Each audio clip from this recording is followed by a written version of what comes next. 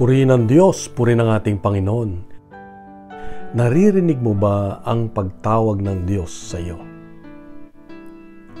Hindi ko maikakaila sa aking buhay na kung minsan ako ay nakakaranas ng pagdududa, panghihina, yung bang parang kawalan sa aking buhay, yung bang parang ako ay mag-isa, parang laging nasa kadiliman.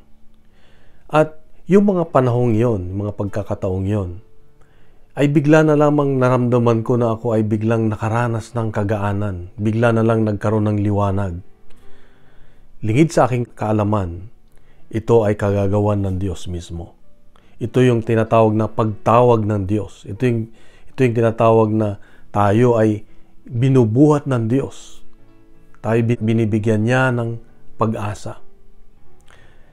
Ibinibigay niya ito hindi dahil ako ay magaling, ako ay smarte sa buhay, siguro, ako ay banal, ako ay mabuti. Hindi. Ginagawa niya ito dahil siya ay ang Diyos ng pagmamahal. Ginagawa niya ito dahil sa pagmamahal niya sa akin at sa iyo.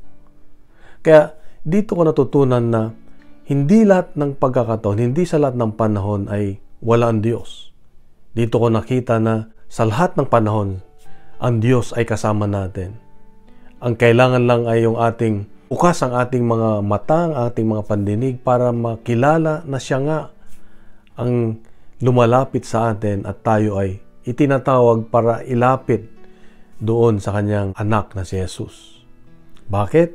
Dahil sabi ni Jesus, ang sino mang lumalapit sa akin ay hindi magugutom, punong-puno ng kaganapan sa buhay. Sa Ebanghelyo ngayon makita natin at mababasa natin na sinabi ni Jesus mismo na walang makalapit sa akin maliban sa mga tinawag ng kanyang ama. Na ibig sabihin, we are chosen, hindi aksidente na bigla na lang ikaw ay naliwanagan sa buhay o naging mabuti ang yung pag-iisip, naging maayos ang iyong kalusugan. Ginawan ito ng Diyos dahil sa pagmamahal niya. So, sa ating paglalakbay araw-araw, sa ating buhay, ang imbitasyon ng Diyos sa atin ay patuloy tayong magtiwala sa Kanya. Patuloy tayong palilimin pa ang ating relasyon sa Diyos.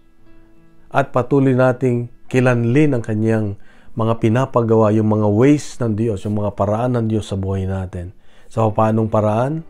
Sa pamamagitan ng ating patuloy na pagdarasal, patuloy na pagbabasa ng Kanyang mga salita, at patuloy din sa pag-obserba sa mga buhay ng ibang tao na nagtuturo sa atin, naging inspirasyon natin sa buhay, at yung mga pagsubok natin.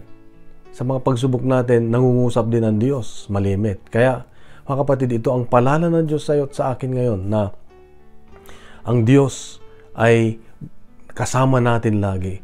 At sa tuwing tayo ay nasa kadiliman, pilit niya tayong inilalagay sa kaliwanagan. At para ma-sustain ang ating spiritual life, yung ating malusog na espiritu, ay kailangan natin ang pagkain, presensya ng Diyos. Kapatid, ito ang paalala ng Diyos sa akin ngayon. Napakaganda na ang Diyos ay kasama natin lagi at pinipili at tinatawag tayo araw-araw para magkaroon ng magandang buhay. Kung nagustuhan po natin ang ating reflection ngayon, ay bahagi natin sa social media at gawin nating viral ang salita ng Diyos. Punuin natin ng good news ang social media. Sa mapagpalang araw sa iyo at sa iyong mga mahal sa buhay, God bless. God is good.